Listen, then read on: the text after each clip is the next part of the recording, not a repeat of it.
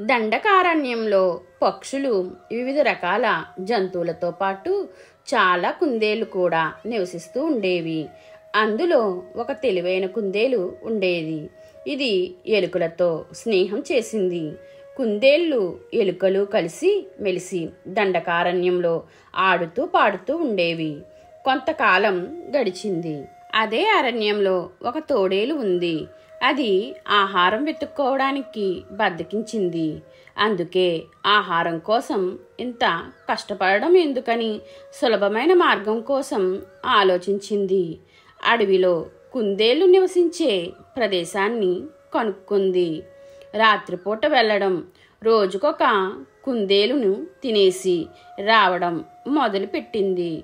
రాను రాను కుందేళ్ల సంఖ్య తగ్గిపోసాగింది. ఇది పసికట్టిన ఒక తెలివైన కుందేలు ఎలాగైనా తోడేలు ఆట కట్టించాలని నిర్ణయించుకుంది. స్నేహితులైన ఎలుకలతో కలిసి తన బాధను వివరించింది. తోడేలు బారి నుండి తప్పించుకునేందుకు మీరందరూ నాకొక సహాయం చేయాలి అని కోరింది.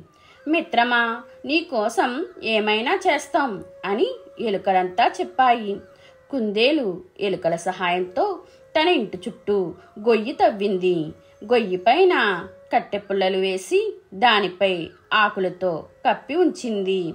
ఇక భయం లేదనుకుని ఆ రోజు రాత్రి కుందేలు నిశ్చింతంగా తన ఇంటికి వెళ్ళింది. తోడేలు రోజులానే ఆహారం కోసం బయలుదేరింది. ఆ రోజు ఆ తెలివైన కుందేలు వంతు. తోడేలు కుందేలింటి వద్దకు చేరుకుంది. ఒక్కసారిగా కుందేలు ఇంట్లోకి దూరేందుకు ప్రయత్నించింది. దాంతో తోడేలు గొయ్యిలో డామ్ అని పడిపోయింది. దాని నడుము విరిగిపోయినంత పనైంది.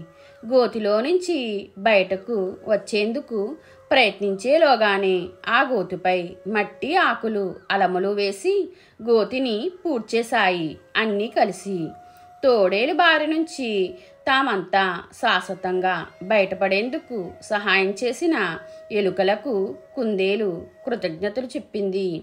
కుందేలు తెలివిని అందరూ మెచ్చుకున్నారు. మీకు ఈ వీడియో నచ్చితే లైక్ చేయండి, షేర్ చేయండి, కామెంట్ చేయండి. నా ఛానల్ని సబ్స్క్రైబ్ చేసుకోండి.